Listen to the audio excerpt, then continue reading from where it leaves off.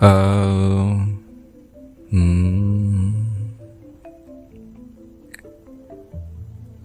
aku ingin membagikan sebuah cerita. Sesuatu yang sebenarnya udah aku tulis lama tapi baru bisa aku bacain. Atau pernah aku bacain ya, aku lupa juga sih. Tabir Kasamata. Sebuah kumpulan makhluk hidup yang terkurung oleh tabir tipis atas dasar rasa takut, ketidaktahuan akan bentuk musuh yang dihadapi serta kekuatan-kekuatan apa saja yang dia miliki. Belum lagi perihal item senjata mana yang paling ampuh untuk membunuh musuh tadi belum juga ditemukan. Kumpulan makhluk tadi bersembunyi dari apa yang tidak sepenuhnya mereka mengerti. Hanya dengan berbekal desas-desus selayaknya dongeng malam hari yang mengantar mereka pada mimpi buruk. Mimpi buruk yang menyebabkan tubuh masing-masing dari mereka merasakan hawa tidak segar dan semangat hidup yang kian menipis. Salah seorang yang dituakan di antara mereka berkata, untuk tetap mendiami goa-goa tempat biasa mereka merebahkan diri ketika lelah, tanpa adanya uluran tangan lain. Hanya kata-kata manis pembuka dongeng negeri peri. Sebagian dari kumpulan makhluk tadi berkerumun, mempergunjingkan apa yang sedang dirahasiakan dari mereka. Sebagian lagi berusaha mempertahankan kelangsungan hidupnya dengan menimbun berbagai kantong dan peti berisi koin emas, roti-roti besar, serta daging dari ternak mereka maupun ternak orang lain. Semula semuanya berjalan biasa saja, namun lambat laun mereka berburu satu sama lain, berebut menjadi yang tercepat mengoleksi isi kantong dan peti tadi. Siapa cepat, dia dapat mendapatkan peluang hidup yang lebih panjang. Tabir tipis yang baru beberapa hari dibangun itu entah bagaimana ceritanya telah berlubang sebesar lubang jarum jahit. Dari lubang itu, bau udara yang sebenarnya mampu dicium beberapa dari kumpulan makhluk tadi. Ada yang tiba-tiba lari terbirit-birit sambil berteriak agar segera mungkin lubang itu ditambal. Ada yang diam-diam membuat pengaman ekstra, membentengi keluarga masing-masing dengan tembok-tembok baja nan tinggi, yang salah satu sudutnya tertulis privilege kaum berada. Sebagian makhluk yang mampu membangun tembok baja nan tinggi tampak tenang walau di raut wajah mereka kegelisahan akan masa depan juga jelas terbaca. Salah satu kutukan yang tidak mampu mereka hindari hanyalah digerayangi rasa bosan. Di suatu hari, salah satu dari mereka mendatangiku untuk sekedar bertamu. Coba bayangkan apa yang hendak dia ceritakan padaku. Rasa bosan ini sungguh mengiris-iris gerak kakiku yang cekatan. Aku hampir mati tertidur dibuatnya, ucapnya dengan penuh kegundahan. Lalu aku balik bertanya, bagaimana dengan perut-perut keluargamu? Kami sudah memborong segalanya, roti gandum kelas 1, daging-daging empuk Australia, dan yang terpenting adalah akses gaib penembus ruang, jawabnya. Seketika mulutku melontar kata, akses gaib penembus ruang? Apa itu? Akses gaib penembus ruang adalah selembar kertas yang berisi mantra-mantra yang barang siapa memiliki itu akan mampu berkelana kemana saja, di mana saja, melakukan apa saja walau hanya berdiam diri di dalam goa. Lanjutnya lagi. Jadi, hanya dari dalam goa aku bisa melakukan segalanya? Bagaimana dengan membeli zirah? Kau mampu? Tanyaku. Tentu saja. Jawabnya lantang, lalu melanjutkan, nanti ada orang yang dari kerajaan yang akan mengantarkannya padaku. Tinggal kuucap keinginan dalam hati, lalu semuanya akan terwujud. Tidak lama kemudian, orang itu pamit untuk pulang. Sebagai imbalan karena sudah meluangkan waktu untuk mendengarkan ceritanya, dia meninggalkanku beberapa koin emas dan potongan roti Australia yang dia punya. Tapi ketika dia sudah tidak ada, Aku baru sadar bahwa aku lupa menanyakan perihal akses gaib penembus ruang yang dia ceritakan. Aku ingin sekali mendapatkan selembar kertas mantra itu. Aku juga ingin hidup enak walau di dalam gua.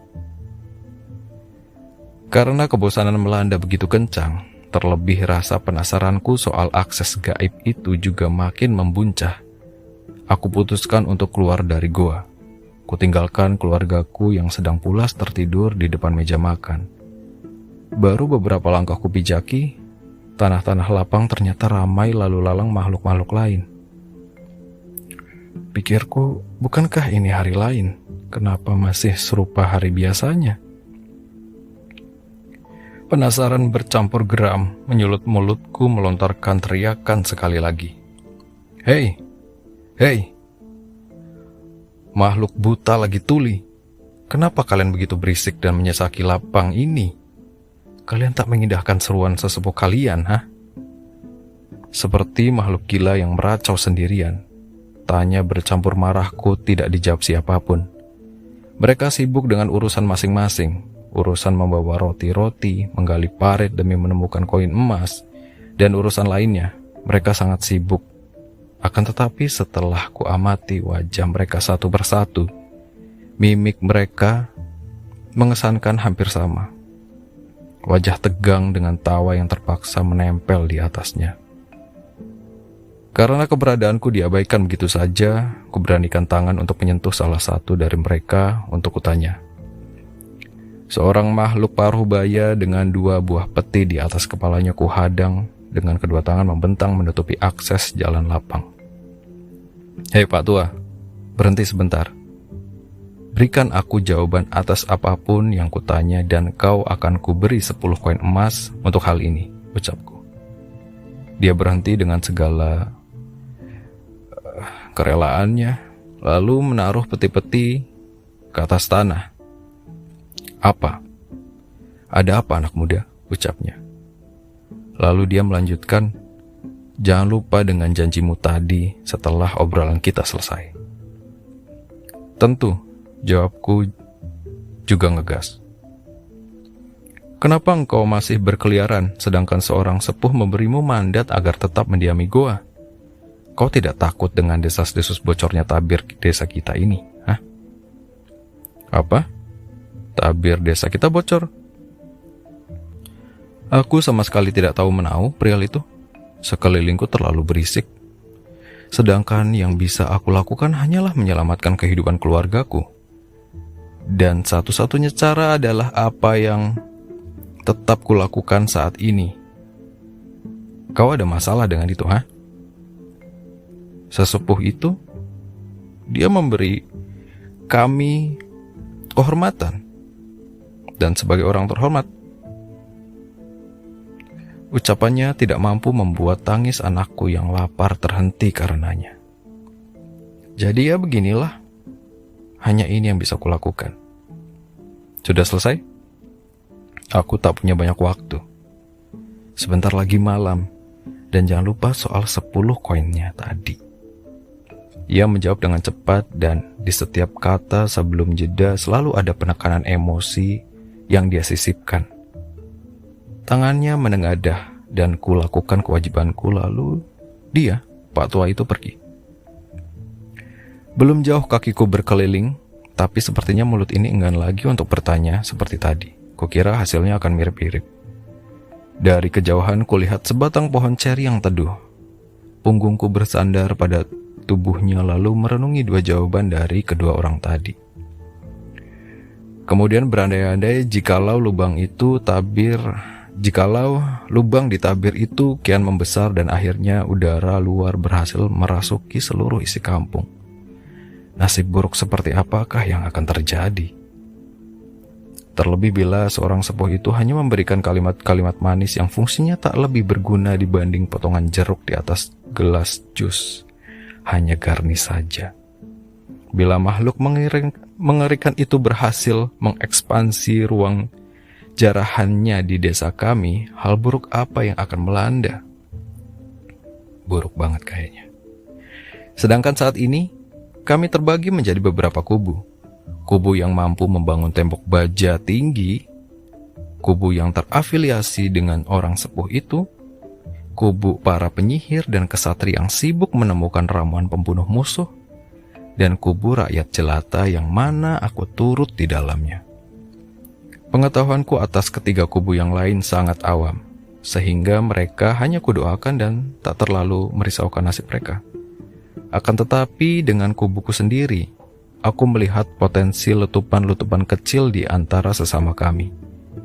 Apabila tabir tidak lagi berfungsi dan musuh berhasil membuat layu siapapun yang dilewati, itu berarti desa kami akan resmi terisolir dan mau tidak mau seluruh makhluk yang mendiami desa akan kembali mendekam di dalam gua hingga waktu yang belum bisa ditentukan. Yang paling sial dengan hal ini tentu saja kubu kami, yang tidak cukup punya daya untuk menimbun berkarung-karung roti gandum, daging, air, dan juga akses gaib penembus ruang tadi. Dan apabila seorang sepuh tidak mau memberikan kami keringanan tangan untuk menyuapi perut-perut kami, entah bagaimana lagi jalan yang akan kami tempuh. Bisa saja kami menyerahkan jiwa kami secara cuma-cuma pada musuh tak terlihat itu. Atau yang lebih tragis, kami akan mati akibat perseteruan kami sendiri, saling berebut roti, daging, dan air, terlebih jika gua kami akhirnya runtuh oleh terkaman makhluk jahat itu. Dengan terpaksa kami akan menjarah gua-gua tetangga kami dengan segala konsekuensi. Langit mulai redup meninggalkan sinaran oranye pada penutupnya. Tubuhku beranjak berdiri melihat lalu lalang yang kian sepi. Kemudian membajatkan harap pada dewa perang agar dia melindungi kami dari terpaan musuh yang tidak mampu kami lihat. Dan juga agar kami tidak dirasuki oleh angkara pada masing-masing raga kami. Angkara itu makhluk kuno serupa jin yang paling menakutkan. Konon, di suatu zaman, puluhan ribu makhluk tewas dengan tawa dan kesadaran yang menghilang. Mereka memakan satu sama lain hingga memakan tubuh mereka sendiri sampai lenyap, tidak bersisa sebercak darah pun. Aku sangat berharap angkara bukanlah salah satu dari musuh tidak terlihat kami. Tapi sebentar. Ataukah mungkin yang melubangi tabir tempo hari itu adalah angkara? Karena dari dongeng yang kudengar dari kakek nenek, tabir desa hanya mampu ditembus oleh kekuatan makhluk-makhluk kuno. Sedangkan makhluk-makhluk kuno semuanya memiliki bentuk. Jadi siapa sebenarnya musuh kami? Apa mungkin angkara berubah bentuknya? Berevolusi menuruti zaman? Ataukah musuh kami diam-diam membangun hubungan gelap dengan makhluk kuno itu sehingga mereka bisa saling membantu? Atau mungkin musuh kami saat ini adalah anak hasil hubungan itu sehingga dia memiliki perpaduan kekuatan-kekuatan jahat mereka? Siapa dan apapun itu, kalau memang iya, maka kami habislah sudah.